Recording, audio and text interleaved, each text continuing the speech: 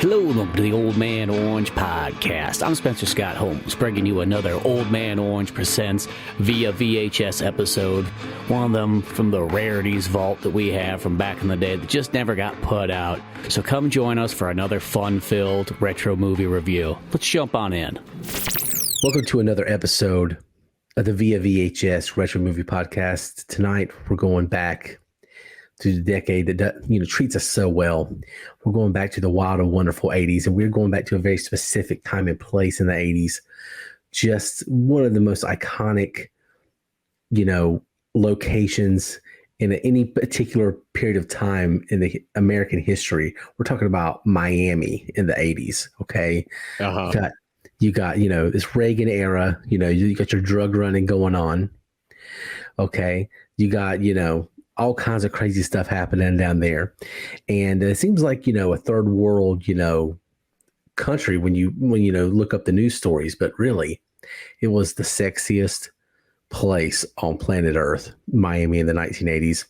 So we're going to look at Miami Vice, the pilot, the two-part pilot, essentially a movie, Brothers Keeper, which was later called. And we're just going to go back and reminisce about one of the best shows ever made, some people say.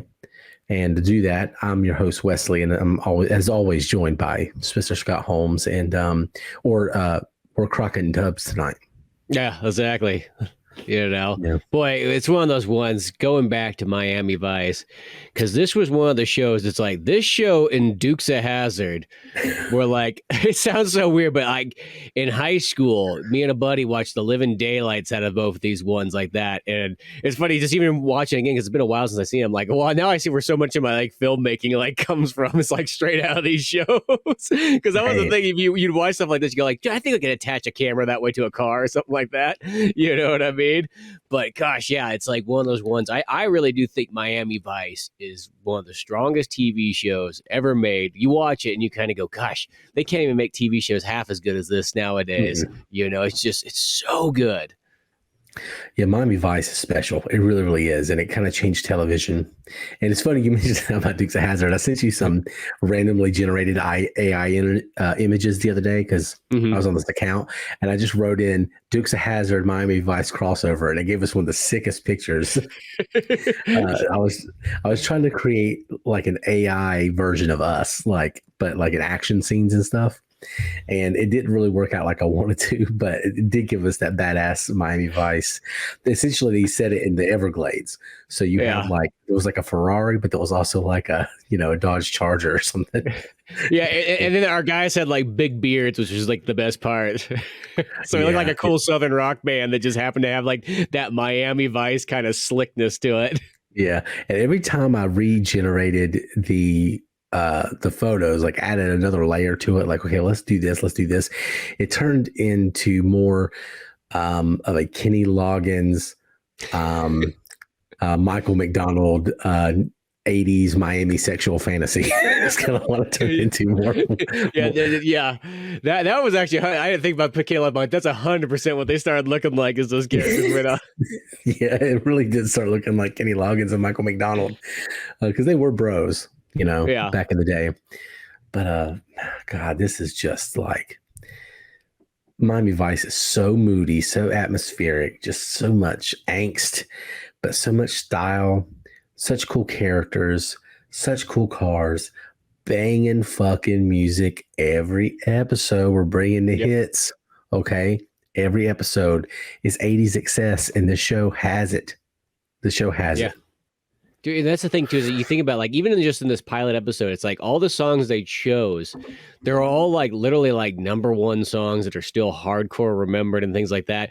It's not even like there's just a couple of songs in there. It's like, here's one of those songs. Well, that just never caught on or anything. There's none of that. It's like they really picked them like real well. Well, let's see. You got Girls Just Want to Have Fun, Cyndi Lauper, and then you have All Night Long by Lionel Richie, but in the episode, it's not by Lionel Richie. I think that other guy was singing it, right? I think that version was good. Yeah. Well, even the Girls Just Want to Have Fun one sounds different than like the normal version. I I still think it was Cyndi Lauper, but I think it may be even like a different cut or something. I think so too, because when I was listening to it, I'm like, that doesn't sound like the exact version, but I was still thinking it was her. Yeah. And then, of course, you have the song, the 80s song, the epitome of just no pop song has been more badass than In the Air Tonight. Yeah. No, and then when you combined it with, Crockett and Tubbs driving off for like vengeance in a Ferrari through Miami with those really cool shots of like where, you got it like on the hood of the car and you see all the lights passing by and the side shots where the camera's just like attached by the wheel and everything like that. Oh man, it's it might be the most, like if somebody said, hey, explain the 80s to me with just a scene, and that might be it, because it's just so fucking hard, man. It's just so good. Oh man, it's so, yeah. That right there does kind of tell you a lot.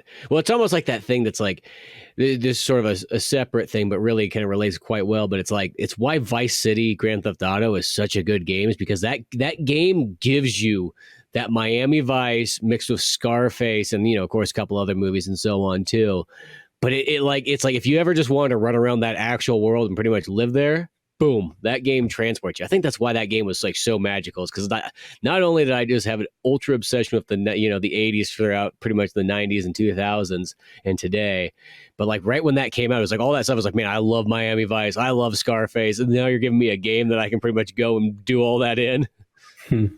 Yeah, and I mean the new one's supposed to be in Miami, I think, right? The new, if they ever release it. Are they going back to that? That's cool then. Well, I'm pretty sure it's supposed to be like essentially all of Florida, and then you're going to have I think a female protagonist is the thing. Cool. Yeah, that's I think that's neat. I remember. Well, we all know what happened when San Andreas came out. There was those certain people that kind of flipped the lid when that was. I was just like, yeah, it's cool. It's like a a 90s gangster flick. Like, what, you don't like that? Like, those movies are amazing. Yeah. I mean, it's just a bunch of Scottish guys who watch TV all day long. That's who makes Grand Theft Auto. It's kind of the funniest thing when you think about it. Because Grand Theft Auto feels like such an American thing. It's like, no, it's a bunch of Scottish people put those all together. Mm-hmm. They got the same guy, the same creator is still the guy that writes them. That's amazing. Yeah, I can't wait for the new ones. And yeah, that game was awesome. I remember owning that on PS2. I remember my mom walking in one time and like, what are you playing? I'm like, I'm just shooting hookers, Mom. Like, but they definitely knocked it out of the park. They captured that essence. I mean, there's a Phil. Was that generated later, or was that Phil Collins concert in the game? I can't remember. I don't think there's a Phil Collins concert in the game. I think Phil Collins plays a character in the game. I might be kind of mistaken, because by the time Vice City came, everybody wanted to kind of jump in there. I mean, Grand Theft Auto 3 has a couple of big actors in it, but like Vice City and San Andreas, it was like everybody wanted to be in that. There's a video. I've seen it multiple times, and it's a Phil Collins, and it's In the Air Tonight, but it's in the style of Vice City. It's like a concert, a Phil Collins concert. So I was always like, I was trying to remember, was that in the game, or did somebody just make that later? So I guess they just made it later. Yeah, there might be. Well, it's Grand Theft Auto, so there's so many people just use that as like a movie production studio practically.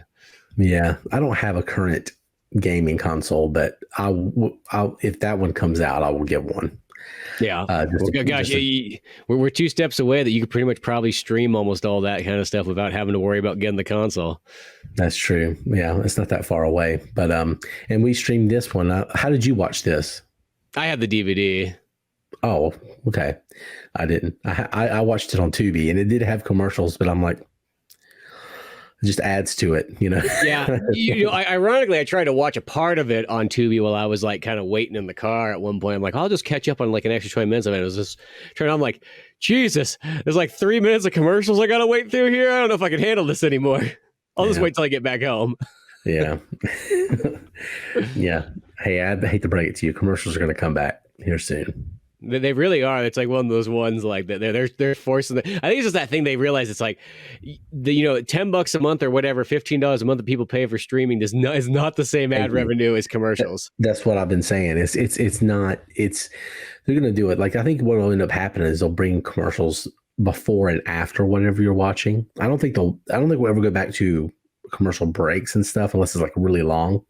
Yeah, our sports.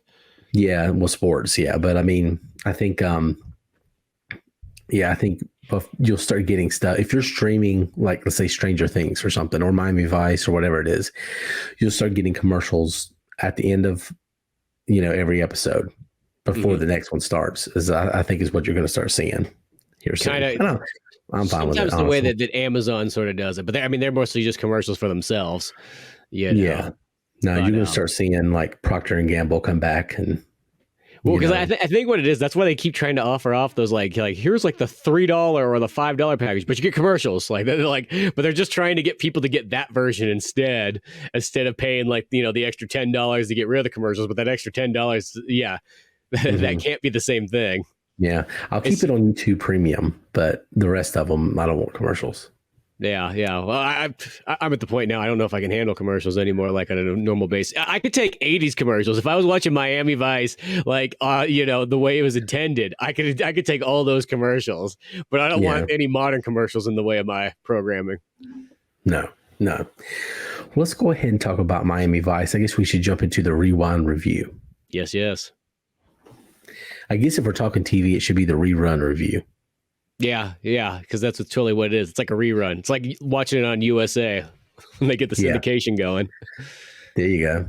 Well, if you new to the show, obviously the rewind review is where we do the review of the movie, obviously, but we also like to go back in time and look at the pop culture that was surrounding whatever we're doing. And Miami Vice debuted on September 16th, 1984, and we are doing the pilot episode. So we're doing these episodes came out September 16th, 1984. They were re-released a year later in 1985 with actual higher ratings. But what I have here in front of me are not only the TV listings. I still did the box office, even though this wasn't in theaters, because it gives you an idea of what's going on at the time. And it's 1984, so that box office is going to be banging. Yep. Like it's just going to be. And but if you went back to Sunday night on September 16, 1984, at 9 p.m., Miami Vice, Brothers Keeper Part 1 of 2 was airing on NBC. Over on CBS, you had, I guess, a Sunday night movie called Some Kind of Hero. And then at 9 p.m. on ABC, you have Sunday Night Football, the Denver Broncos at the Cleveland Browns. Oh, there we go. The old classic Denver Broncos game going on. There you go. And just so you know, in case you're interested, Denver won the game. Yeah, 24 to 14. I definitely looked it up because I was like, I saw it and I'm like, I got to know. Yeah, I want to know now. Yeah, and it was back in the 80s, which football, let me tell you, NFL kind of sucked in the 80s. I was looking at the stats of this. Like, I think John Elway, 15 of 35 for 170 yards, and they won. Yeah. And he threw 2 picks. No, he threw 1 pick. Sorry. Well, the 80s is when the 49ers had the majority of their like high wind area. No, they had the majority of the talent in the league because there was no salary cap. So they had Joe Montana, Jerry Rice, and then everyone else was just trying. Well, the Giants were good. The Giants, had Lawrence Taylor. They had the defense. Yeah. They had the answer on the defensive side. But yeah. So the Broncos won that night. But you're not watching Sunday Night Football when the debut of Miami Vice, the most hard ass, cocaine driven, Michael Mann inspired, angsty, moody thing is on television. But you might have went to the movies. And if you did, the box office, this is the week of September 14th through 20th, 1984. Number one at the box office is a little film called Ghostbusters. Just a little one. Little tiny film. Tightrope is number 2 at the box office. What even is Clint Eastwood one? Clint Eastwood movie? Yes. Yeah. Tightrope. Purple Rain. Number 3. You get the Karate Kid movie. Yeah. Prince. Karate Kid at number 4. Oh, huge one. Yeah. A Woman in Red. And then I'll name some other ones off that you may have heard of. Red Dawn, Gremlins, Indiana Jones and the Temple of Doom, and Dreamscape and Adventures of Buckaroo Banzai Across the Eighth Dimension, which we have different opinions on this one. That's I the know. film that drives me crazy that you don't like. It seems like such And the weirdest thing is, I thought I was going to really, for the many years, I thought I was going to be like, man, this is going to be the greatest movie. I had like everything about it just sounds like it's so good. And then I remember watching, I was just like, well, this was just okay. I don't know. I was expecting, I don't know, maybe the bar was raised too high on it. I'm not too sure, but I want us to revisit that one because it is such a unique thing. There's not, I can't think of anything else quite like it. It's just such a weird thing. But yeah, Buckaroo Banzai runs at your box office, bringing in $171,000. But it's been out for a minute. Yeah, well, you see, that's the thing is you got good choices that weekend. Did I say Revenge of the Nerds? No, you didn't mention that one. Yeah, Revenge of the Nerds in there too. Dreamscape, Soldier Story, Exterminator 2, Ninja 3, Domination. Oh, Ninja 3. Yeah, I mean, that's every one of these banger, banger, banger, banger, banger. I was just like, you're going to have a good time no matter what you choose. Let's just say that. In 1984, there's 94 is great. Obviously, we love 97, but I think 84 might be the best movie year. It's really, really good. 99 is good. Yeah, 99 is a good one. 99 is really good. A lot of the fours are good. Actually, 2004 is actually pretty solid too. Okay, what even came out in 2004? Isn't it weird that I know like older years? Yeah, how you can like name drop things from like 74, but you actually were at the theater in 2004 and you can't figure it out. Yeah, I mean, I think it's because of the podcast. It's because I'm always researching stuff. That came out in this month of that year, and I can't tell you what happened in 2004. That's how I always feel too. It's just so much of the stuff is that everything that I've always just been into is already older, and like the stuff that I am. That's what makes me feel older the farther I go on, because all the things that I like are now getting to this point where it's like, oh, it's his 50th year anniversary. You're like, that's what I enjoyed when I was 10 years old. It makes me almost feel like I'm at my 50th anniversary then, if that's the case. Journey's doing a 50th anniversary tour this year, next year, and they're opening with Toto. Oh, really? I'm tempted to go see it, but I can't sing it with that karaoke singer. It's just not the same. Yeah, that's I feel like I want to see Steve Perry. Yeah, I do too. Even if he's not as good as he was. Yeah, that's sometimes. I mean, it's not like it's one of those ones. It's not like Kiss, where like Peter, Chris, and Ace Frehley, like those guys, they sailed away a long time ago. Kiss has been what it is for much longer than they were actually even in the band. Like I don't need to have that. Like I'm fine with Kiss the way it is now. I think it's like more dialed in. But there's some of those ones like that where that would be like if you didn't have Paul Stanley in Kiss, you'd be like, well, what am I doing? Yeah. It's not Journey. I mean, the guy is good. He is very good. I'm not dissing him at all. It's just I don't want to see it, but I might be inclined to, just because 50th anniversary. That was like my mom's band. She loved Journey, so I might have to go. Well, I feel like Journey can always pull that card, and be like, "Yo, Steve Perry isn't on the first two albums anyway, so I don't know what you guys are bitching about." It's like we carried on before he was here.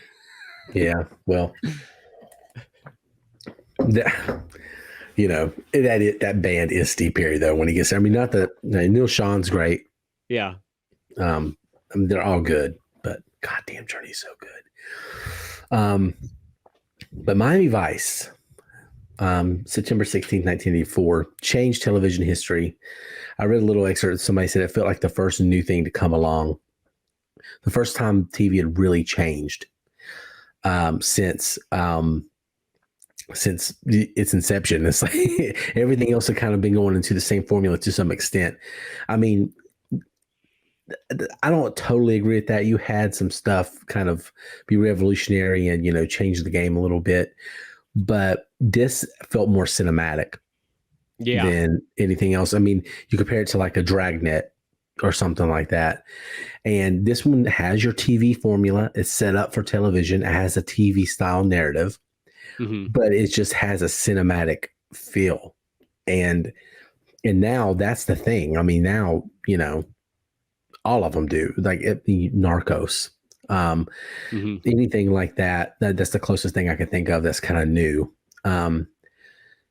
They all have that cinematic feel to them, unless they're like one of the cheap CBS, network current day network television ripoffs of like when they brought back Magnum PI with some guy without a mustache. I mean, like, why? I hate to sort of say when things are like that. I mean, there's certain things like because there's the Miami Vice Michael Mann movie with Colin Farrell and Jamie Foxx that was actually pretty good.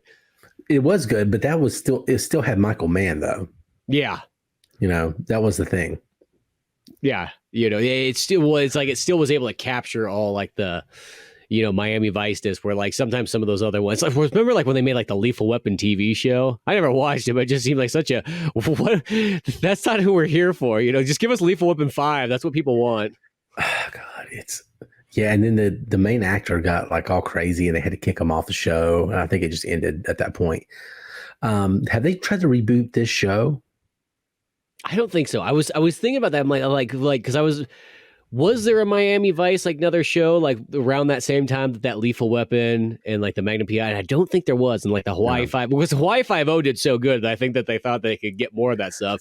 But Hawaii 5-0, I think there was enough time between the shows that, that once it's like in the 60s, it's like, okay, that's a long enough one. Like Miami Vice still isn't, I don't think, old enough that, Well, plus it's just so iconic and has such a unique style, and it was so good. Mm-hmm. You know what I mean? Like you can, like, I don't mean to put anything down from like the 60s or anything, but you can improve upon it tremendously. Yeah. With what you have available to you today. You know what I mean? And, digital filmmaking where you can look at everything and do everything fast and play around with it. And, there's a lot more freedom in making television shows now. And so, yeah, you can improve on that, but like Miami Vice is still replicated. It's still revered for its style. I mean, just a few years ago, the Miami Heat had their Miami Vice uniforms. Everybody flipped out because they were fucking sexy. I mean, they're so good. Like they just nailed something, and it was everything. It was the cars. It was the clothes. I mean, how does Don Johnson look so cool and comfortable simultaneously? It's like, hey, I look badass, but also I'm wearing pajamas. Yeah, at the end of the day, like that's really what he's wearing. It's like as a guy just wearing a t-shirt, some loose pants, not even wearing socks. It doesn't have to shave. Like he's got it all dialed in. That's actually kind of me most of the time. It's like I forego socks unless I absolutely have to. Which is probably gross, but hey, that's just me. I'll be barefooted, honestly, if I can get away with it. I'm usually barefoot. I don't like shoes or socks or anything. So yeah, but this is definitely this appeals to me tremendously because it's just honestly like, I'm a cross between this wanting to be this style and then also just the general beach bum that has the boat, maybe does a charter fishing or something down in the Keys, wears a bandana on his head for some reason. I don't know why. Captain Ron. Yeah. So that's what I feel like. Yes. Yeah. Captain Ron to me feels like that's like almost like one of the most ideal things that I feel like I want to strive for. I feel that's like the perfect life is if you're the guy who's just freewheeling, you're just living off, you got one skill that you kind of keep around and take people's boats and, show them around and drive and be the pilot for that. And maybe not the best at it, but you just got the right attitude to go for it all. Yeah. Yeah. That's just my vibe. But Florida, even with its craziness, okay, even with its political nonsense that goes on, and that's from both sides. I mean, it's just it's the purple state, even with all that, man, I love everything about Florida. It's just what is it? What is Hooters catchphrase? Delightfully tacky yet unrefined. Yeah. That's Florida. Yeah. Florida is a Hooters. See, I've always wanted to go to Florida. I've never been there, but like mainly it's, due to like things like this, and sometimes I'm always afraid that like, will it not be as cool as it was on TV or in Vice City? Like, is it going to like not be the same way? Miami would disappoint you, I think.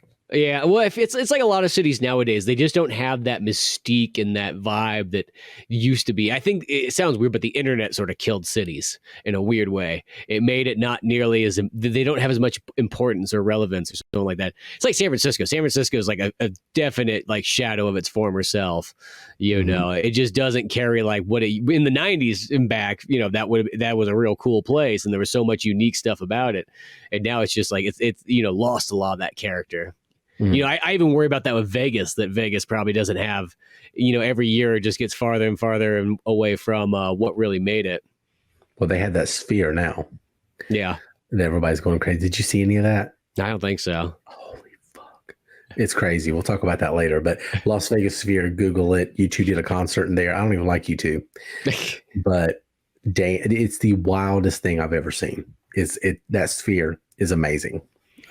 Inside and outside. I didn't know you can go inside it till the other day. And then, yeah, it's pretty crazy. Miami, it does. It really, really sold a lot on Florida and people going down there, going to Miami and that Miami Beach lifestyle and, drugs too. I mean, that was a big thing down there. This was like, at that time, that was like going to, Wall Street. Yeah.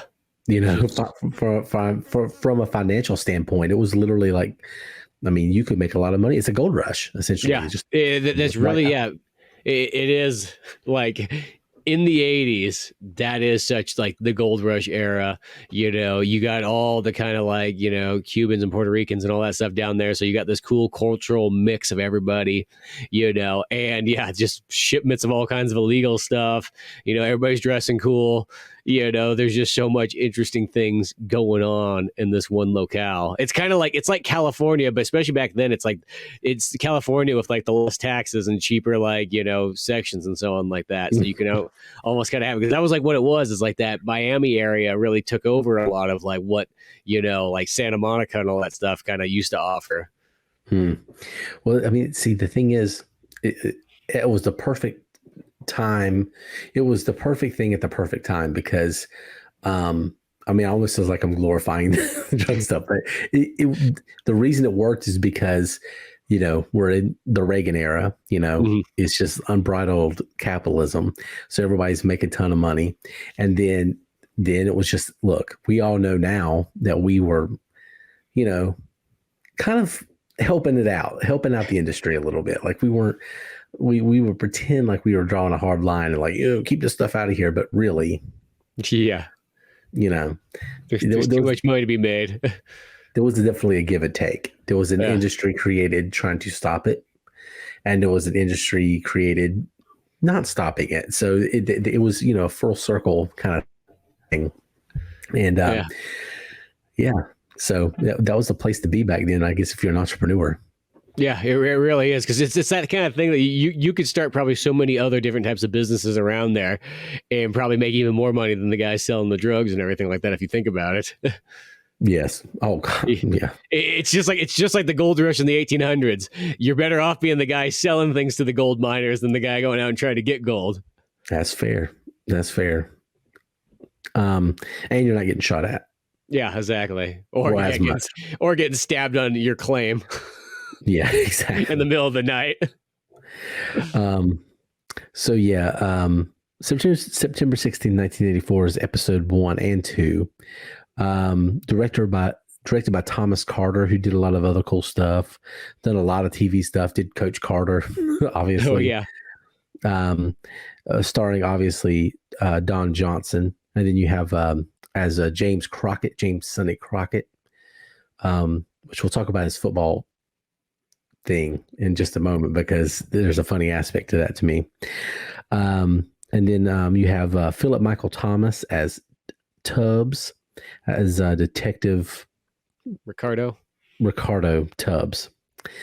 And oh wow, I got knocked off. And then a lot of other very famous people show up throughout this show. I mean, Bruce Willis is in the show at one point. The one Ted Nugent. We watched Ted Nugent's in it, which is just so amazing. Not in the pilot episode, but later down the line. Jimmy Smits is in here. I'm just scrolling through. Oh, this is just this episode. I'm just seeing these people. But the weird cameo in this one is Martin Ferrera plays Trini DeSoto. Yeah. Which most of you will know him from the guy who gets eaten off the toilet in Jurassic Park. He plays, I'm sorry, but that was the worst Cuban accent I've ever. I honestly looked like a Saturday Night Live skit of Scarface. Is what it looked. It was. He was atrocious. I'm just going to go ahead and say it. I think he's a pretty good actor overall, but in this, he was. It was almost. It was like. Over the top. It was the accents in episode 1, The Phantom Menace, is what it was.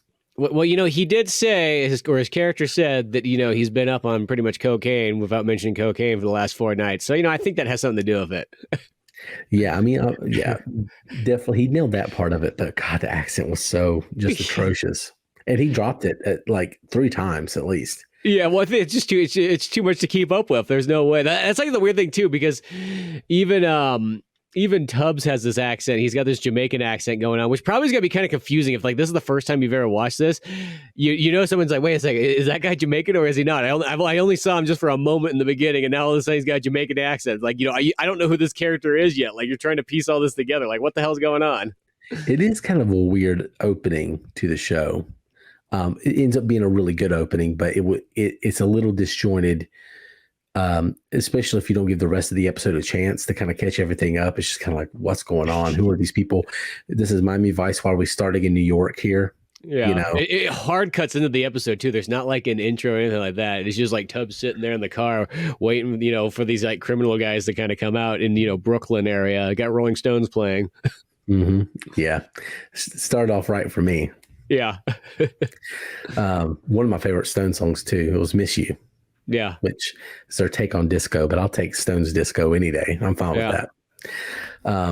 But yeah, I mean, it opens in New York, and then this whole thing, this back and forth happens, and then it's revealed through flashbacks throughout the episode what's going on, why Tubbs is in Miami, getting interfered in Don Johnson's shit. But that was his first. This is Philip Michael Thomas's first television or movie role. Oh, really? I didn't know that. Yeah, it's his first thing he ever did. So I didn't get a chance to look at his whole bio. He might have done stuff on stage, but maybe he had been in a commercial or something before, but this was his first TV, and he gets this huge, massive role, which, TV in the 80s, it has to be said too, it's not like even in the 90s, it was still, people were getting cable, but it was still dominated by the networks. Yeah. And that's where all the money was going. That's where all the big shows were on the network TVs. Cable was kind of looked down upon. Yeah, because cable was almost kind of like, maybe one step up from UHF, but not that far off. Yeah, it was a niche thing.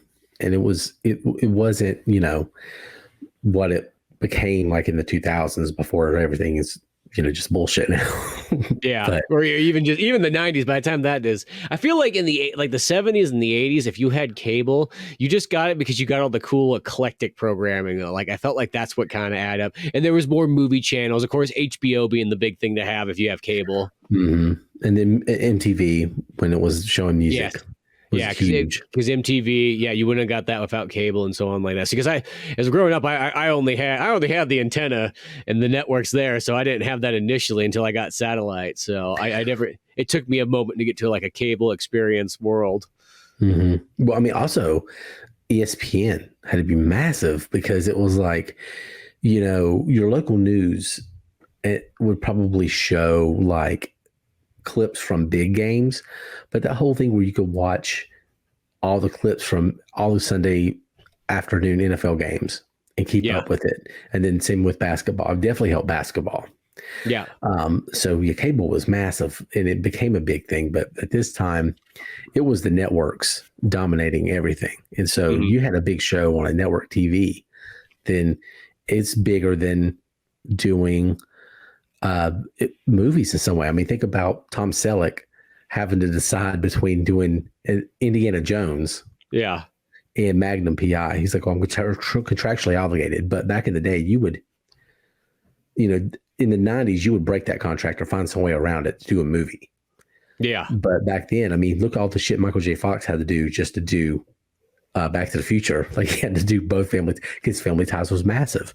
Yeah. Magnum PI was massive. So if you had that shit going on then, you were huge. Yeah. Well, and the thing too is like, when you have the TV, you got the much more guaranteed paycheck for quite some time, and sometimes a movie could be a flash of the pan thing, or maybe it could be a huge hit, but there's a lot more gamble with a film.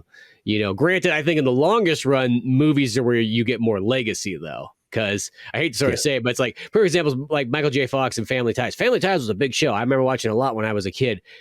No, I don't hear anybody ever bringing up Family Ties anymore. I haven't even seen that pop up on TV in a very long time, or anywhere for that matter.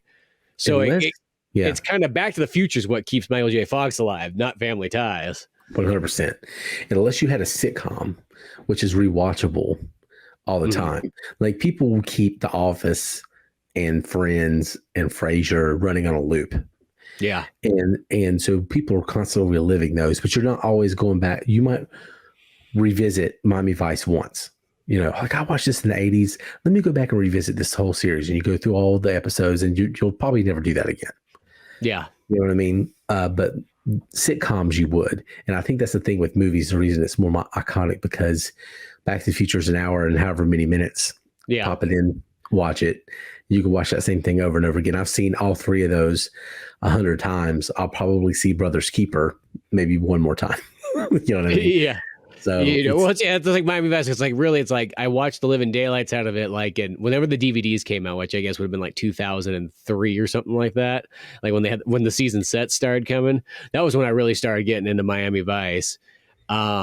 And that's probably about realistic. I don't think I've watched them since the mid 2000s. That was about the last time watching through it. And it's not saying I wouldn't watch it again, because in watching this episode, I was like, oh, I was kind of sold. But mine was like probably every 20 years until I die, I'll go back and revisit that. Get remembered by it, and then go, okay, cool. Oh gosh, well, I mean, I think the reason it's appealing to me too is just stylistically just lines up so much with what I like. Like if AI was to write a movie from my brain at this point in time of my life, it would definitely have some Miami Vice elements. It'd definitely be at the beach. It'd have some synthy soundtrack. It'd have angst, edge, all the things that Miami Vice has in spades. It just has so much of that. But I mean, this one, we're not doing, obviously, I've never seen the whole series. I've seen this, and I've seen episodes here and there. I think I watched the Bruce Willis episode just because I wanted to see what was going on with it. Yeah. And definitely seen a billion clips from the show. But I mean, I guess have you watched the whole thing? Yeah, I watched all 5 seasons back in the day. It was like that was like I had a buddy that he would just buy all the seasons for stuff, and like that's like the same thing with Dukes of Hazzard. We watched all 9 seasons of Dukes of Hazzard. You start from like the real good episodes, and you kind of get to the point where like, oh, now they're in NASCAR, so they're not in it for like a season, and then when they come back, they start having those car jumps where they just literally launch a toy car. Just like, yep, this is where the show's gonna go. This is where it jumped the shark. But it almost was kind of funny because they'd go to jump, and then it's like literally look like a Hot Wheels track, and someone like launches a car in slow motion. Yeah, you could always tell when a show does that. You know where that came from, to jump the shark? Yeah, from Happy Days. Yeah. I didn't know that until a couple years ago, and I was like, oh, okay, that was that's from. Happy Days was a show I watched a bunch when I was a kid, so like it all came full circle there. Okay, confession, I could not stand Happy Days. Really? See, I don't know why. Because what I liked about it, because it reminded me, is like, oh, it's like American Graffiti, but the TV show.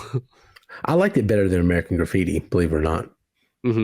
But I mean, it's just, I don't think I liked the Fonz. It's just something about them. I don't know. Yeah, I feel if you can't get to the Fonz, that's definitely one of those ones like, yeah, it's going to be hard to enjoy anything else in that. Like, that's kind of the thing.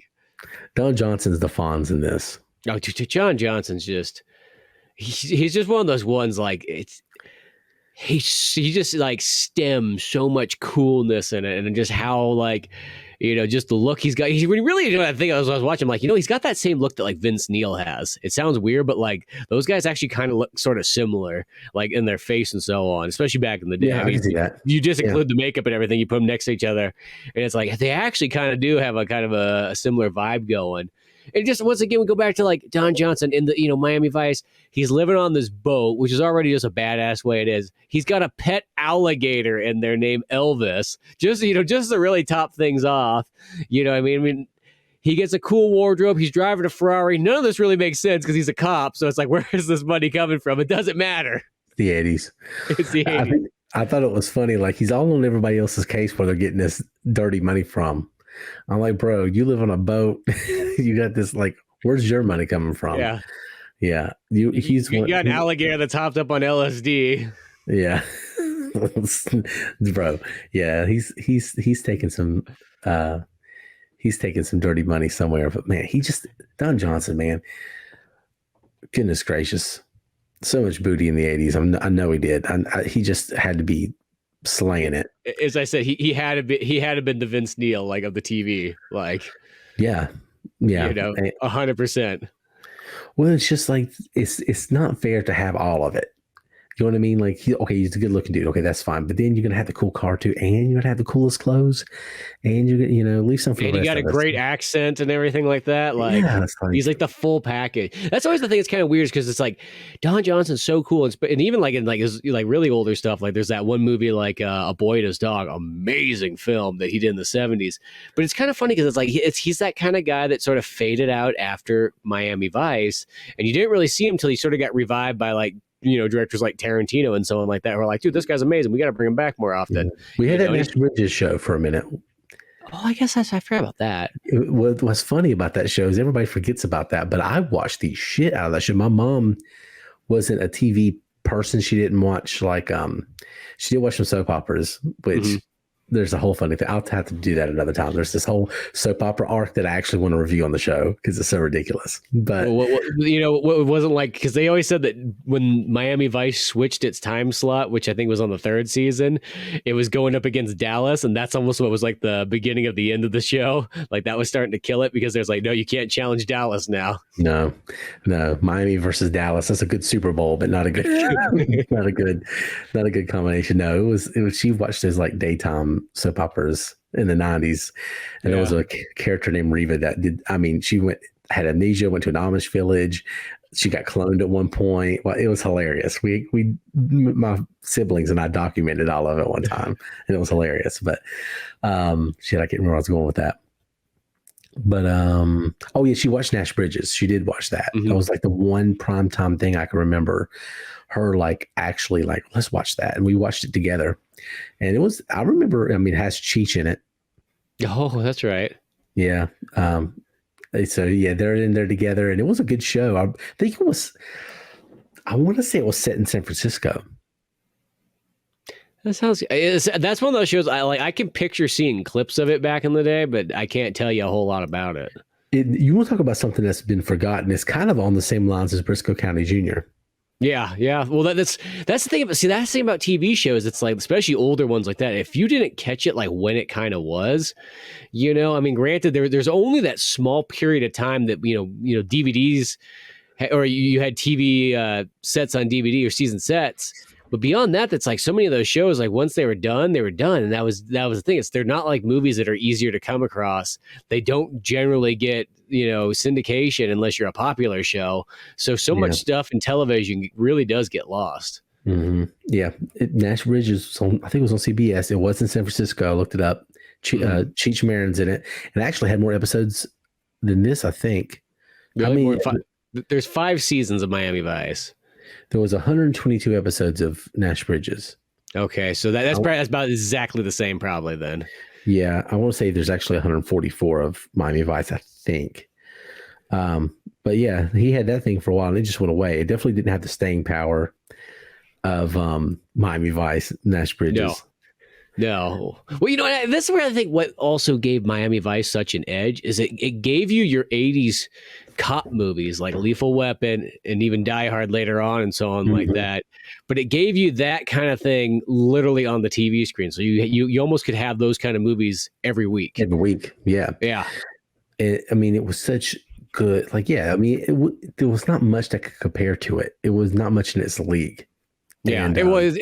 I say this, Lethal Weapon and Die Hard, like all that stuff, that's like 5 years away from, this almost, or 3 or 4 years away, give or take which one. And it's almost like this kind of starts like almost like what you think of an 80s cop kind, well, especially with the movies. This kind of gives that initial early vibe. Oh yeah, Shane Black was watching the fuck out of Miami Vice. Yeah, and taking notes because all his stuff's pretty much buddy cop, you know, action movies, and they're good. But like, obviously it did definitely started a trend with that, and it was definitely different than the standard, procedural cop shows of the past where like, okay, we're gonna go here and take notes. We're Dragnet and we're gonna go do this. And this had like, this was a piece of art. This was like, very stylistic, you know what I mean? And this first episode, like how does this come, like, as somebody who's watched the whole thing, is this like, are all the seasons pretty much just cinematic, or does it kind of go down in tone because it's like, this is the pilot, so they're putting a lot into it? Though the first 2 seasons, because I think what happens, if I remember correctly, is Michael Mann does the first 2 seasons, and then something comes up, and they switch it up. Like in I want to say season 3 and 4 kind of get a little bit more experimental, and they start changing things around. And they actually, I want to say in one of the seasons, if it's either season 3 or 4, the show loses sort of that Michael Mann, Miami Vice kind of thing and becomes more of like a regular cop show. Like the colors get toned back, the music gets toned back, all kinds of things like that. It actually gets kind of darker, but I just remember kind of watching through it. And then they try to like turn the ship around by season 5, but it's almost like too late by then. I think four might have turned it around too, but there is a period where it loses sort of its Miami Vice-ness and fits into more of a regular cop show a little bit more. Still good, but yeah, I mean, this is amazing, this opening thing. I mean, obviously you get to see how Tubbs and Crockett meet, which of course there's going to be the whole, it's so cliche now, but I don't know if it was cliche before this, but the way I'm going to take your badge, that kind of thing. And, then now they're going to be buddies. They have to be partners, but they don't want to be. There's this, can I trust the guy? That whole theme is always going to play in there. And this has all of that. But I mean, it feels like it was the first to do it. Yeah, because I'm thinking about them like 48 Hours is the only thing I think that predates this that I can think of as a real big, like, that's like a buddy cop movie. And I almost want to say 48 Hours is kind of what gives, like, it's probably not the first one, but it is one of the ones that starts that like the 80s sort of style buddy cop things. Like, 'cause I think that movie's 82, if I'm not mistaken. Yeah, sounds about right. I want to say it's before Beverly Hills Cop. And ironically, Nick Nolte was actually considered to be in Miami Vice. Oh, really? As Don Johnson. Oh man, it wouldn't have been as good. No, but it would have been. I'll say because it would have felt right, but like at the same time, Nick Nolte in something just always sounds like I always just want to see the alternative version. Whenever someone says, "Oh, Nick Nolte could have been this," like Nick Nolte is Han Solo. Like who doesn't want to see that one? I mean, AI is going to have that fixed for us in the next couple of years. We'll be able to see the alternate casting of everything. Yeah, once that gets real dialed in, I think we'll get all these extra versions of stuff that you always just kind of like the what ifs. Yeah, you'll actually have like Harrison Ford in the Solo movie. Yeah, that kind of thing. Yeah, we're definitely going to be seeing that stuff soon. Or they'll AI Don Johnson and Tubbs into the Michael Mann Miami Vice movie instead of Colin Farrell. Yeah, they'll definitely do that. But yeah, this one, is really, really good. Don Johnson, when you meet Crockett, he's got another partner. He's kind of divorced. He loves his kid, but he goes to visit his wife. She's like, you can sleep on the couch, that kind of thing. He's just not like, you're a salty old son of a bitch who cares about your job, works too late, and gets meddled in all this dirty stuff that can't be around my house. Yeah, pretty much. Yeah, pretty much. He's the classic '80s workaholic dad. Yeah, but he loves his kid. You can tell he loves his kid, and so that's Don Johnson's kind of character in this. And then at the very beginning of the movie, he's searching for this Colombian. He doesn't know who he is, but he keeps getting close, and then takes like 3 steps forward and 4 steps back kind of thing. He's trying to catch this guy. And at the very beginning of the show, his friend, is that Jimmy Smits? Wasn't that Jimmy Smits? Yes. Yeah, the one who blows up. Yeah. Jimmy Smits gets blown away. And that's basically kind of how the show starts. You got, that's his partner. His partner's gone now because they were making a drug deal and things got changed up a little bit, and boom, now his partner's dead. And now he's got even more angst and even more stubble, and he's pissed. And so then that's when the Stubbs situation kind of comes from New York, and they kind of get intertwined in the same thing, and they have to be reluctant partners until they, gain an understanding of each other. Yeah, it's like, well, because Tubbs has that thing where, you learn later on that it's his brother who gets killed, but it kind of gives it a similar vibe of like, oh, I lost my partner and I lost my partner and so on. And then they kind of go on to like, do you do vengeance or do you not do vengeance? Like pulling like a Batman kind of thing going on there. Yeah.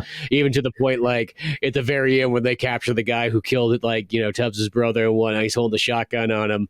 And it's just like, you literally see Crockett come up and be like, not like this, Tubbs. Not like this. You know what I mean? Like almost giving him like a Batman speech. Like, yeah, you can't kill him, Tubbs. But Tubbs should have blown his ass away because they get real fucked later. Yeah. I like how this ends. So how, like, as somebody who's not, how big of a role character the Colombian guy does he play later on in the show? Like, does he come back? I think he comes back actually in that second episode. Well, third episode, I guess, if you technically look at it like that. I want to say, as I said, it's been 20 plus years. I said, I probably haven't watched this since at least 2005 or something like that, somewhere around that ballpark, 2007 maybe. But the show's still kind of, each episode is kind of, it's episodic still with like little carryovers, along the way. So it's one of those ones like you could throw on anything and, you're not going to be totally lost. Once you know who the two main characters are, you're kind of good to go. Yeah. It kind of felt like that. And you still kind of answered my question anyway, because if that guy was a huge, huge part of it throughout the show, you would definitely remember that. So he probably doesn't.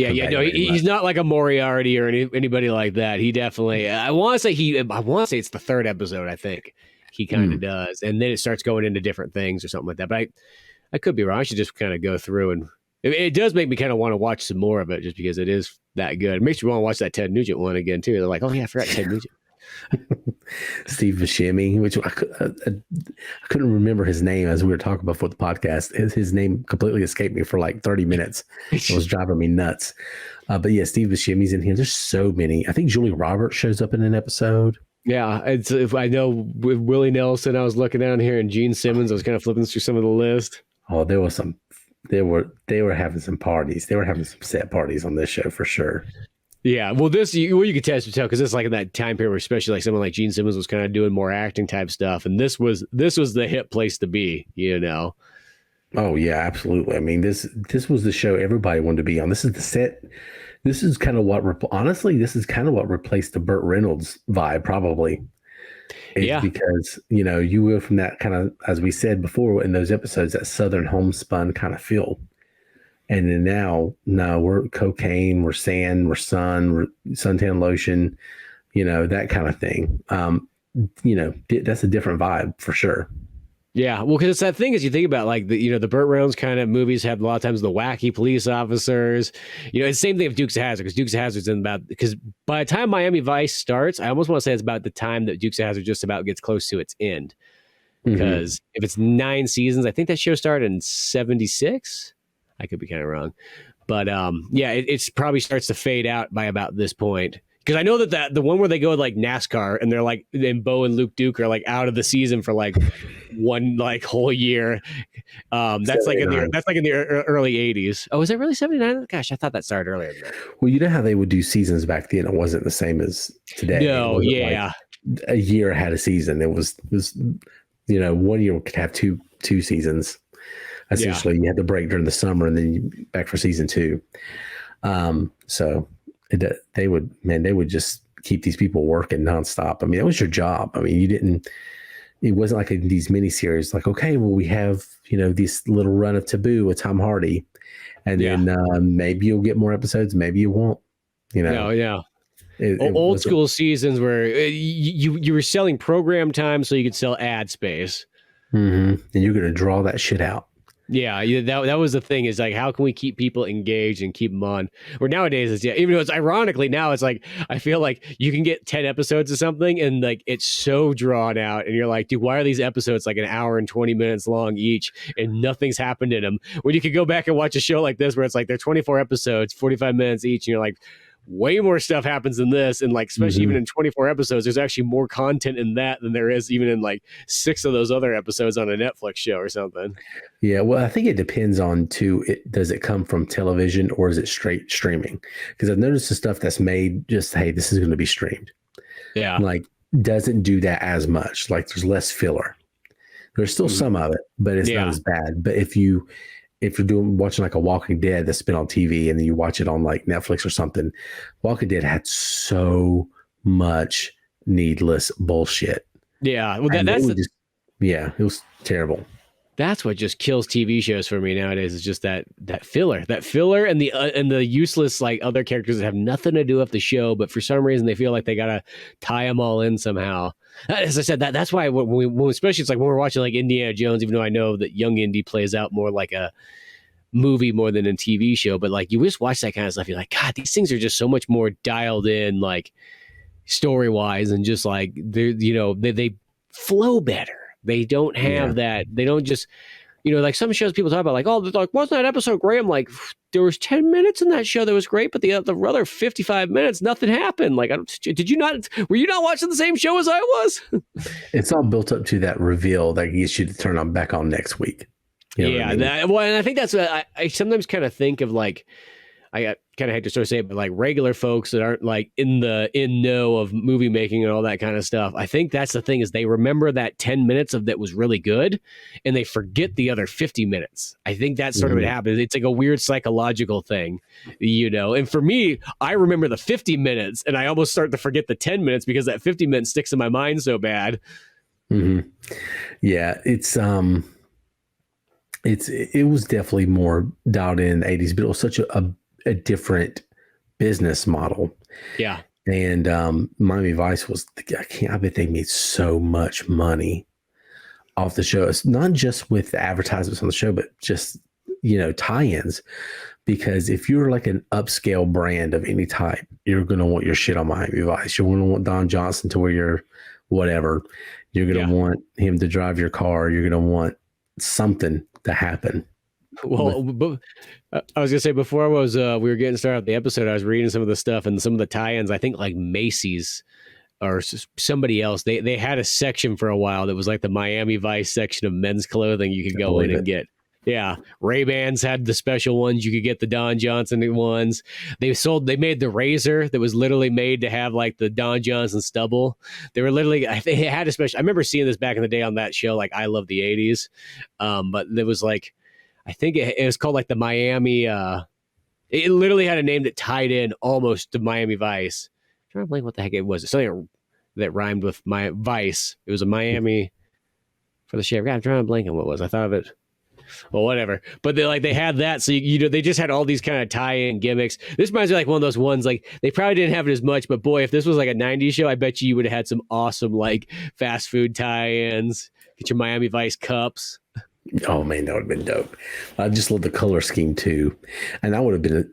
Look, I know I would have been a sucker for this in the 80s. I can't talk any shit. I would have definitely fell into that trap. I would have been like, gosh.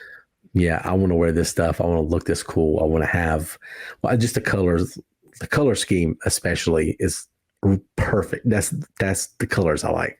Yep. Is the teals, the pinks, the salmons with the white, like the light blues. I mean, the what other guys call it, the gayest colors. Yeah, I like they literally even have a guy in the police department in this episode pretty much say that exact words to Don Johnson. Yeah. And Don Johnson says like, well, I got it from your old lady last night. Yeah. It wasn't my birthday. He said, where'd you get that a thing from the fruit section or something? Or did you get that from a fruit or something? Something fruit. That's what he said. Yeah, and he's like, nah, I banged your wife and took it from her. Pretty much is what he said. And they're all like, oh, he probably did. Wait, it's funny too, because the shirt he's wearing at that moment, like maybe it's like a black shirt. Yeah, if you were in person, maybe you could tell, like, oh, maybe it looks soft and kind of filthy, but like on TV, you're like, it literally looks like he's just wearing a black work shirt Yeah. underneath, and slacks and beige slacks. Like, I don't know it's not like if he was wearing some neon pink t-shirt or something like that, I could kind of get it, like he does later in episodes. But right here, it's just like, I felt like that line, somebody wanted to put that line in somewhere, and they're like, well, we don't really have the right place. Maybe right here, we'll just like slap it in there. Yeah, definitely should have went for that line earlier in the episode when he was wearing the white and the teal. Yeah. Before his friend gets blown to smithereens. But yeah, I was surprised too. And I've seen some Magnum PI and I've seen some other stuff. And I know this was at the 9:00 time slot, but this is pretty racy for network television. I mean, there was that whole strip club scene. I mean, you obviously don't see any nudity in it, but I was kind of surprised that was there. I was like, this is kind of edgy for 9:00 on Sunday. Yeah. Well, I think the time switched to Friday after a while too. It did. I think that it premiered on Sunday, and then when it went to like past the pilot run, I think it turned into a Friday show, which that was actually kind of surprising me. I'm like, I always thought back in those days, like Friday was like not the day you wanted to have your major shows on, because that was actually when people used to actually do things on a Friday. Nowadays, it's like, who cares? Like a Friday is probably the perfect time to have a show on, but back then it's like, no way, man, going out partying and all kinds of stuff, or going to the movie theaters, date night. There's so many things to do. Actually, it's the olden days, arcades, nowadays it's like, it's Friday night. What's the difference? It's no different than Monday night. It's the same thing out there. Nothing's changed. In fact, there's probably less things open. Yeah. Well, it was back then too. It was like, the target demographic were the ones who weren't doing that anymore. They're staying at home. It's my age. It was the 33 through probably 45 was their target demographic for this, guys who want to live vicariously through Don Johnson's badassness. And, so Friday night was probably perfect for them because 9:00, I could stay up. I don't have to work in the morning. I can drink a 6-pack of beer and call it good. Yeah. And get the old missing some disappointment and, wake up in the morning, mow the lawn and, whatever. But I guess that was the thing. I was kind of surprised by that too. When I saw that too, I was like, Friday, really? I thought that was kind of like an off night. And I know the show was massive. Yeah, because I just thought that, like for the long, like only maybe like the 90s when that sort of shit, but obviously not. Yeah, it makes sense that because the target audience for this, I would say, is a little bit older. You're probably pushing late 20s and above. Late 20s, probably to 40s is where they're kind of getting it, but it still has sort of a hipness and an edge that's not saying that a teenager couldn't be into it as well. Oh yeah, and it was definitely in the zeitgeist. It was, the music in this, as we said, they're all hits in this, In the Air Tonight. Girls Just Want to Have Fun. All Night Long. Yeah. There was another one in there somewhere. I can't remember what it was. You got the Stones in there too in the beginning. Yeah, the Stones in there at the beginning, which that was their way of saying this is New York because Scorsese and Stones. That's kind of what they were trying to say, I guess. This isn't Miami. Okay, well, now we're gonna have like some, calypso infused pop music. But not in Brooklyn. No, you gotta have some Stones or something edgier, I guess. But man, this is such a fucking cool, it's such a time capsule. There's few shows I think that really take on such a time and place like this show does. Like it's just so of its time, and so so iconic because it represents a certain time in Americana. There's other shows that do that, but not like, I think for the 90s it's kind of Friends that does it, because you had people want to emulate the style, Rachel's hair, all the celebrities wanted to be on the show. Bruce Willis is on the show. Brad Pitt's on the show. I think in the 90s, Friends was, Seinfeld and other stuff was big too, but Friends was really the pop show, the cultural driven show. It's the one that you think of when you think of 90s. If you want to get a look and feel of the 90s, I think that's a show you kind of point to the most, even if it's not always very funny. Yeah, well, it's because as Seinfeld, it's like, there's things that but like that show's kind of a little bit more of a timeless feel. It doesn't have that like, oh man, this is the 90s. You know, it's not like the Ben Stiller show that tells you 100% before the show's even started and just the intro that it's the most 90s thing you've ever seen in your entire life. It looks like a Soundgarden music video starting up. God damn. Well, the thing is, you know, between Seinfeld and Friends too, is Seinfeld is they're both very 90s, but that one's very New York. Like, even though they're both set in New York, that one's more indicative. I think of it more of the setting than I do the time period. Yeah. With Friends, I think of it's the 90s. That's so fucking 90s. And I think in the 80s, I can't think of another show that's Cheers. Cheers. Yeah, you're probably right. This is probably the second one, I would say, in terms of just culturally significant in of its time. Yeah. Yeah, because Cheers, to me, like that, I just especially think of that just growing up. Like that reminds, like the sound of the intro, the feel of it, like that feels like when I think of like the 80s, that kind of where I feel like if I want to kind of get a feel of the 70s, Taxi kind of does a lot of that. Oh, God. Bro, I love Taxi. I loved it so much. God, I used to watch that one, watch Living Daylights out of that. You know, I mean, there's so many. I mean, I think we even talked to sitcom kind of ness of it, but it's interesting. Like, I do think that a lot of times sitcoms do time travel you back pretty darn well to like an era, you know, really good. I mean, like when you do kind of go into those places, I mean, it's just literally you watch The Honeymooners, boom, you want to go back to the 50s, you know, or like even kind of pre-era that stuff. It really takes you there. You know what I mean? Like each one, you want that early 60s feel, Leave It to Beaver will do that for you, you know? Even like, especially with Cheers, just the aura of it, like the tone of the camera, like just the filter that it has on it, kind of essentially is the best way to describe it. It just has that look. And Miami Vice has that, but in a different way. It's like, but it's a much more cinematic way. But yeah, this is like this is the cool of the 80s. This is, you know, this is us not being normal, everyday mom and pop, Oklahoma, America. This is what everybody wants to be in the 80s. Just kind of like how we said before Top Gun was for, yes. This is, you know, this is saying America is badass and then really fucking cool. You know what I mean? Yeah.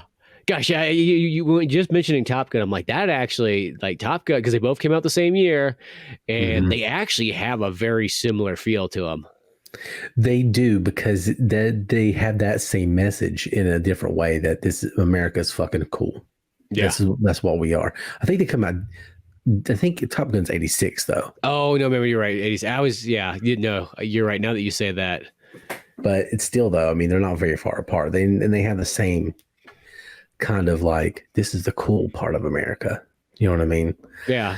Well, geez, we got Red Dawn that came out the same year, so come on, America all the way. Yeah, I mean, this is Reaganism, man. Like honestly, I admire that. Yeah, you know, it was like, look, we're flawed, we have all these problems, but let's celebrate the cool shit. Here's what's going on down in Miami. This is the coolest place on planet Earth right now, and this is, you know, Red Dawn's going to show you what patriotism is like. This is why you don't fuck with America. This is why you don't invade us. Okay, because we're going to destroy you. You know, it all had that message to it. Rocky IV. Yeah, exactly. I mean? So, even though this is slightly Cuban, but yeah, kind of the same thing. Yeah, no, you know, no matter what, it's always just a neat kind of experience going back to it. There's so much cool stuff throughout this show, and it's that one that like like with a lot of TV shows, you do kind of wonder like how long their lasting legacy is. You know, if you take away Vice City was the one that I felt like was almost the perfect way to capture that Miami Vice feel, you know, along with Scarface and all that kind of era, in a perfect kind of like capsule of like, here's the interactive experience. But you kind of do wonder, like, you know, if they did attempt to do another sort of like, whether they do a movie or if you did sort of a remake of it as a TV show or what have you. As I said, the Michael Mann movie is actually pretty solid, but that one plays it very like kind of like a 2000s gritty police. Like that's the thing about it, is it loses a little bit of its 80s-ness in that part. Still great movie, but it's very hard boiled. It almost comes across more like a 70s movie.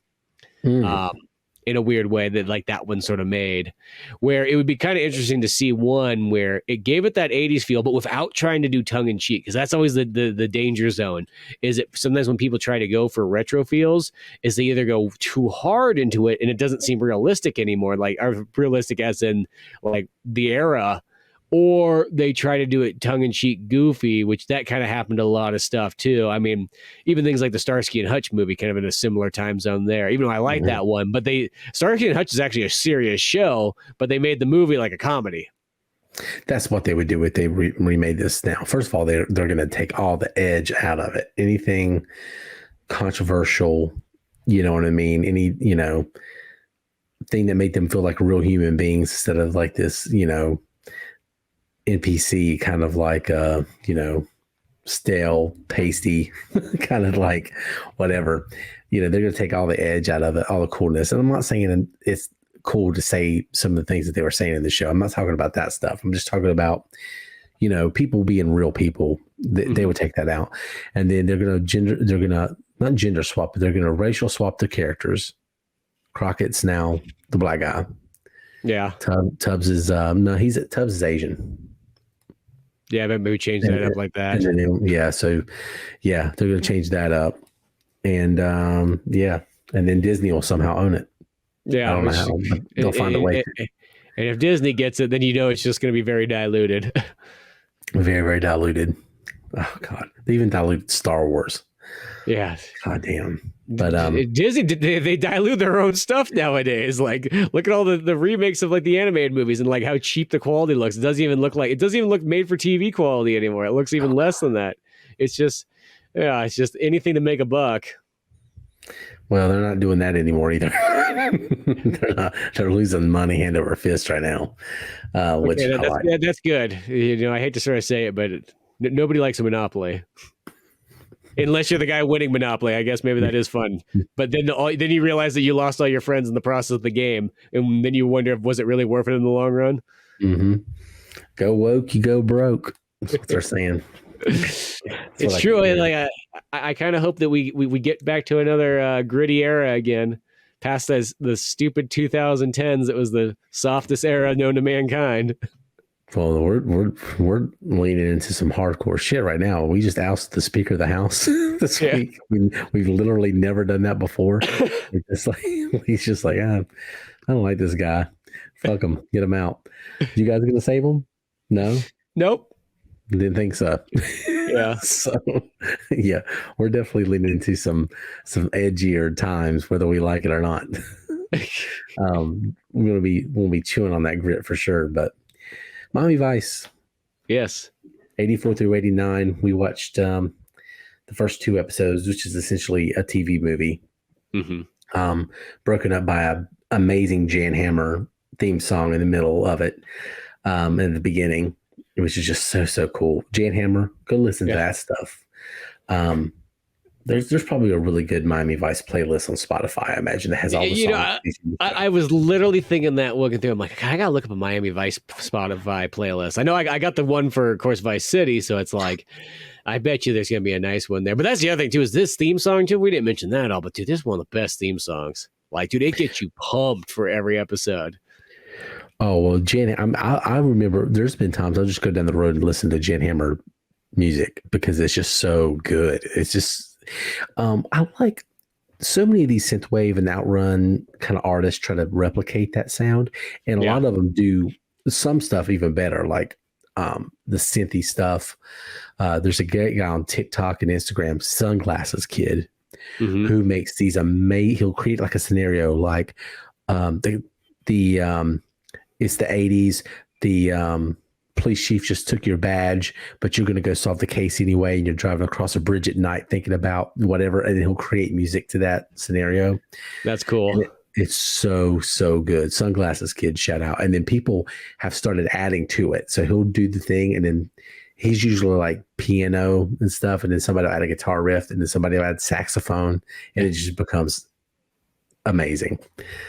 But yeah, there is a Miami Vice soundtrack playlist on here, which is kind of interesting. Not all the stuff. Miss You, Somebody's Watch. Somebody. That's the other one. So it's going in order of the songs that were in the show. But the other one I couldn't think of is Rockwell. Somebody's Watching Me, because Tubbs is. Oh, that's right. Yeah. The lip syncing that in the strip club. Yeah. But like She's a Beauty by the Tubes, Missing You, John Waite, all kinds of stuff. Jamming Bob Marley, obviously. Crockett's theme is the other good theme. From Miami Vice. And of course, Tina Turner, What's Love Got to Do with It? Wonderful Tonight. The show needed a lot of Clapton in it too. Yeah, well, because Clapton is what I mean. That's like he does the Lethal Weapon music, so like it only makes sense, that he has that police vibe to it. He's kind of an adopted Miami person, even though I don't think he lives down there. But he's got that one album cover that's in Miami, and it's got that bluesy tone that just works well with some of that. I don't know. I can't explain it, but like Phil Collins fits in with Miami. Yeah. And it's because of this show, but they're synonymous. And like as soon as I when I drive down to Florida, the second I cross over the border, Phil Collins every time. There you go. That's how I entered the state every single time. Usually with either In the Air Tonight or I Don't Care Anymore. That's how you got to enter Florida. I don't care anymore. That's like entering San Francisco. You got to bust out View to a Kill, 007. There you go. I should have done that when I was out there. Yeah, it's a good one to cross the bridge with. I never crossed the Golden Gate Bridge. You can cross the other bridge if you want. There's 3 other bridges. So, well, I did the Bay Bridge. I went across the Bay Bridge several times, actually. The Bay Bridge is the one that you pretty much generally cross. That's why it's always kind of funny in the movies. They always show them cross the Golden Gate Bridge. Like nobody crosses that. Like unless you live above San Francisco, nobody uses that. Like it doesn't go anywhere. Yeah. That's funny. But the Bay Bridge is the one. It's like that's like the main travel one. Then there's the San Mateo one too. I think I may have went across that. Maybe I'm not sure. That's the one. It's like literally. It's like literally on the water almost. Like you're on a bridge, but it's not really like crossing like anything. You're just kind of going across the water, but you can practically touch the water with it. Yeah, I don't think I did cross that one. Then I definitely been across the Bay Bridge 100%. I know I was on that. Yeah. One. But anyway, Miami Vice. Go check it out. It's on Tubi. If you could stand the commercials, you could watch it there, or you could buy it, pretty much anywhere. But I am pro Tubi. Even with the commercials, I'm very pro Tubi. It has really good stuff on there. Really good stuff. And even new stuff. I mean, I like it. Yeah, the selection is the best. Literally, I'll say is Tubi probably has the best selection of anything out there. It's mostly all the stuff that I can't find anywhere else. They mostly always have it there. It's just they almost always have it, don't they? Yeah. Like it's if you can't find anything, they have so much on there, and it stays on there forever. It's not like they recycle it as much as Netflix. It'll leave, but it'll tell you it's leaving, and it'll be like, hey, in 47 days, this is and this is leaving. But Tubi, I'm very, very pro Tubi. A lot of good stuff on there. But anyway, thank y'all for listening. Please go enjoy Miami Vice. Probably one of the most 80s things that we'll ever discuss. And hopefully some more TV pilots in the future. Definitely want to check out Magnum PI. We've mentioned several. Airwolf. Dukes of Hazzard. Briscoe County Jr. A lot of TV stuff that we I think Briscoe County Jr. we want to do the whole thing because we can. It's not too much. It's not too long. I have it's the complete set. Well, it probably would still be. I think it's still 24 episodes or 22 episodes. Not short, but it's not ridiculous. It's not like we're doing all of Miami Vice. Be like, guess what we're doing for the next 10 years. Yeah, no, yeah, I couldn't do Miami Vice. I just couldn't do it. It would just take too long. Yeah. Oh my gosh, 111 episodes. Oh, too much. But we do have some more TV stuff coming. Definitely some pilots, because the pilots back in the day were essentially just movies all the time. Yeah. So we can definitely do a lot of those. So more TV stuff on the way. As always, if you wanted to discuss anything that we discussed on the show, you can go find us on social media. You can find us on the artist formerly known as Twitter, X. You can find us there. You can at Via VHS. You can find us on Instagram at Via VHS Pod if you still use that thing. Nobody uses Threads, so I'm not even going to discuss that. But TikTok at Via VHS, Facebook.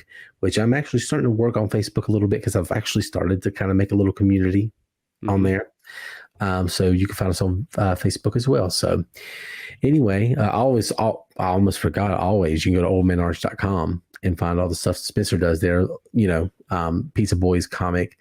You can find Old Man Orange podcast and pretty much any amazing thing that he's done. He needs to have a show and tell, I think, section on there where you show all the stuff that you've collected over your lifetime and still own. I really should. I should just start making like short little videos that just like of just going through my vast old fashioned luggage worth of stuff, because that's mostly why I store everything is in like 1940s luggage. Hey, there you go.